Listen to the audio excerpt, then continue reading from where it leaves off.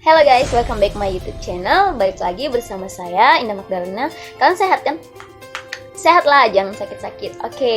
Untuk memenuhi tugas kuliah Sejarah Pemikiran Ekonomi oleh dosen pengampu Ahmad Rijani, SEM Dev, jurusan Ekonomi Pembangunan, Fakultas Ekonomi dan Bisnis, Universitas Palangkaraya. Saya selaku ketua kelompok 8 ingin mempresentasikan hasil diskusi kami tentang pemikiran ekonomi masa guna batas. Baiklah, saya izin memperkenalkan diri dan kelompok saya. Saya sendiri Indah Magdalena Boris Nomora, NIM 1930 2030 1061. Ada Dian Florencia Sitinjak, NIM 1930 2030 1044. Selanjutnya ada Ibnu Wardana, NIM 1930 2030 1058. Ekonomi masa guna batas atau neoklasik. Berbagai serangan yang diajukan para ekonom sosialis terhadap ekonomi liberal membuat para pakar ekonomi liberal mempelajari teori-teori sosialisme untuk kemudian menjawabnya. Jawaban ekonomi liberal terhadap serangan Marxis menghasilkan mazhab ekonomi baru, yakni mazhab ekonomi neoklasik, yang merupakan pemantapan terhadap ekonomi klasik. Adapun tokoh-tokoh mazhab neoklasik diantaranya Albert Marshall, Leon Walras, Karl Menger, dan W. Stanley Jevons. Walaupun penelitian mereka dilakukan secara terpisah, namun mereka memiliki hasil yang sama terhadap teori pendekatan marginal. Para ekonomi neoklasik menemukan teori marginal dalam produksi dan konsumsi. Penemuan mereka membuat ekonomi menjadi semakin mikro. Marginal merupakan pengaplikasian kalkulus diferensial terhadap perilaku konsumen serta penetapan harga di pasar. Selain teori marginal yang ditemukan saat masa neoklasik, pada saat itu pun ditemukan teori monopolistis atau persaingan tidak sempurna. Pada masa neoklasik, orang percaya saja dengan asumsi bahwa pasar itu bersifat persaingan sempurna, sampai mengamati bahwa kenyataannya pasar barang ternyata tidaklah sempurna. Yang banyak adalah pasar yang mendekati monopoli atau monopolistik. Kondisi pasar yang tidak sempurna saat ini membuat kesejahteraan seperti yang diinginkan ekonom liberal hanya dalam angan belaka. Pandangan dari masa guna batas. Teori nilai atau paradoks mengatakan bahwa suatu benda yang mempunyai nilai pakai besar tetapi mempunyai nilai tukar rendah, atau bahkan ada yang tidak memiliki nilai tukar sama sekali dan sebaliknya. Hukum guna batas. Hukum kepuasan atau kejenuhan. The law of diminishing utility merupakan intensitas kesungguhan atau keinginan dalam setiap pemuasan yang berikut daripada kebutuhan yang sama menjadi semakin kecil. Kedua, hukum penyamarataan guna batas. Manusia akan membagi alat-alat atau sumber daya yang dimiliki sedemikian rupa atas kebutuhan yang bermacam-macam. Dengan kata lain, manusia akan berusaha mencapai keadaan pemenuhan kebutuhan yang harmonis. Ketiga, ada pembentukan harga. Jika ada persaingan, maka harga pasar ditentukan oleh A. Ke atas, oleh taksiran nilai pembeli terakhir dan penjual terakhir yang tersisih. B. Ke bawah, oleh penjual terakhir yang ikut menukar dan calon pembeli yang tersisih. 3 fase perkembangan pengertian guna batas. 1. Guna batas suatu benda A hanya ditentukan oleh kebutuhan persediaan benda A saja. 2. Guna batas suatu benda A juga ditentukan oleh persediaan benda lain. Bila mana guna batas benda A menurun sewaktu-waktu, persediaan benda B bertambah, maka benda tersebut dinamakan benda substitusi. Yang kedua, bila mana guna batas benda B meningkat sewaktu persediaan benda C bertambah, maka benda B dan C dinamakan benda komplementer.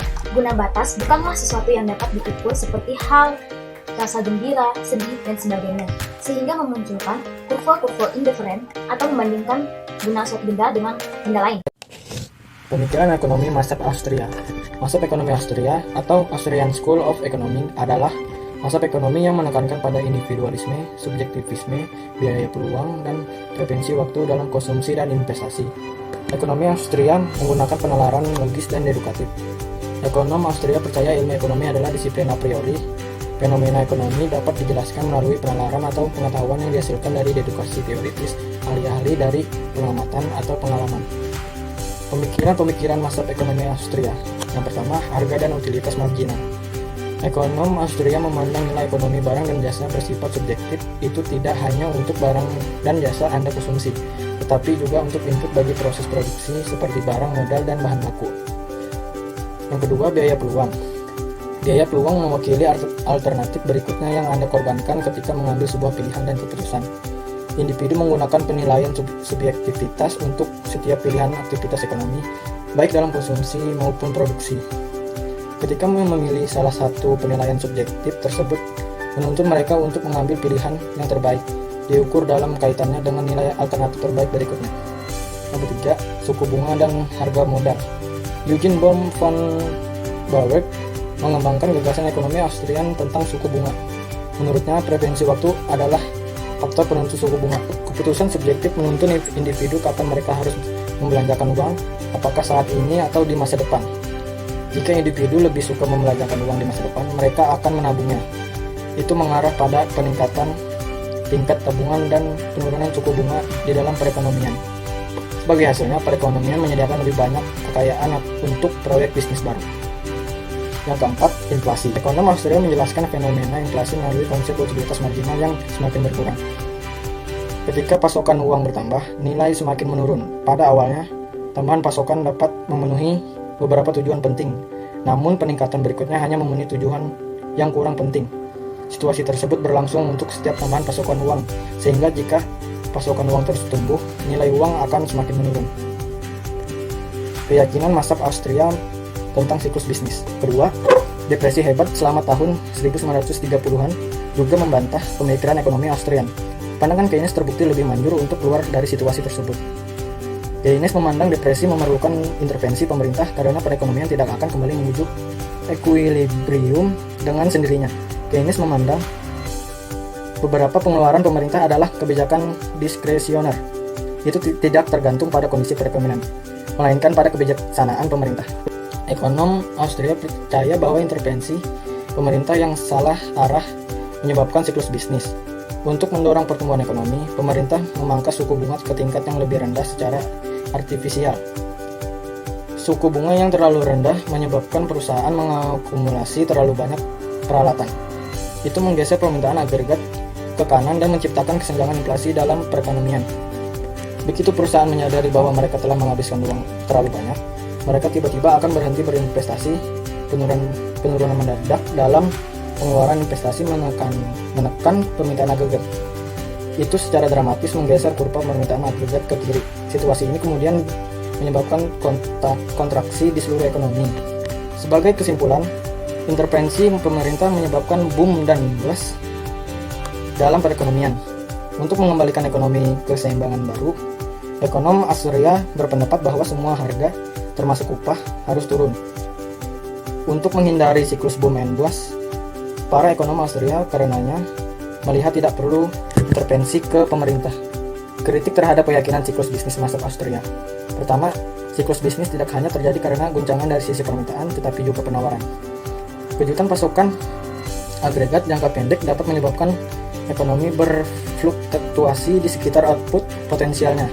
Stagflasi selama tahun 1970 adalah contoh guncangan sisi penawaran agregat. Kenaikan harga minyak meningkatkan biaya produksi sebagai industri karena digunakan oleh sebagian besar industri, mulai dari transportasi hingga plastik. Kenaikan harga tersebut memicu stagnasi perekonomian dan inflasi yang melonjak di Amerika Serikat. Kedua, depresi hebat selama tahun 1930-an juga membantah pemikiran ekonomi Austrian. Pandangan Keynes terbukti lebih manjur untuk keluar dari situasi tersebut. Keynes memandang depresi memerlukan intervensi pemerintah karena perekonomian tidak akan kembali menuju equilibrium dengan sendirinya. Keynes memandang beberapa pengeluaran pemerintah adalah kebijakan diskresioner. Perkenalkan, nama saya Devi Florencia Sinja dengan NIM 193020201044. Pemikiran ekonomi mazhab Cambridge, pelopornya adalah Alfred Marshall. Marshall merupakan lulusan jurusan matematika di St. George's College, Cambridge. Beberapa karya utamanya antara lain The Pure Theory of Foreign Trade tahun 1879, The Principle of Economy 1890, Industry and Trade 1919, dan Money, Credit and Commerce 1923. Di antara buku tersebut, maka karya buku yang berjudul The Principle of Economy yang memberikan pengaruh paling besar terhadap pengembangan teori-teori ekonomi selanjutnya. Intisari pemikiran Marshall dan tokoh mazhab lainnya yaitu mengenai analisis faktor-faktor yang menentukan harga-harga relatif. Para tokoh ini tidak setuju dengan teori nilai biaya produksi dari kaum klasik yang menyatakan bahwa harga barang ditentukan oleh biaya-biaya yang diperlukan untuk menghasilkan barang tersebut. Sebaliknya, para kaum neoklasik mempercayai bahwa yang paling menentukan harga sesuai teori utilitas marginal adalah utilitas yang diterima dari pengkonsumsian unit terakhir dari barang tersebut. Pemikiran lainnya yaitu tentang konsep utilitas total atau total utility, utilitas marginal atau marginal utility, dan utilitas rata-rata atau average utility. Sebagai contoh, dalam menjelaskan paradoks antara intan dan air, Marshall sebagai tokoh mazhab Cambridge menyatakan bahwa faktor yang menentukan harga selain faktor biaya adalah faktor unsur subjektif dari pihak konsumen adalah pendapatan atau daya beli, sedangkan faktor subjektif dari pihak produsen adalah kondisi keuangan perusahaan. Lebih lanjut, Marshall menyatakan bahwa harga terbentuk sebagai interaksi antara kekuatan permintaan dan penawaran yang dilakukan oleh produsen maupun konsumen. Apabila harga yang terbentuk melebihi biaya yang dikeluarkan untuk memproduksi barang tersebut, maka produsen akan memperoleh keuntungan, begitu pula sebaliknya. Marshall dianggap sebagai salah satu ekonom ulung yang karya-karyanya sangat fundamental dalam pengembangan ekonomi. Selain terkenal dalam kepakarannya, Marshall terkenal sangat peduli terhadap nasib kaum miskin. Menurutnya, ilmu ekonomi sebagai alat dan sarana untuk memperoleh kesejahteraan umat dan kebenaran tersebut harus ditujukan pada penyelesaian masalah kemiskinan dan kemelaratan. Tokoh terakhir dari mazhab Cambridge adalah Pigow. Pigow adalah orang yang mengemukakan konsep real balance effect, yang kemudian dikenal dengan Pigow effect.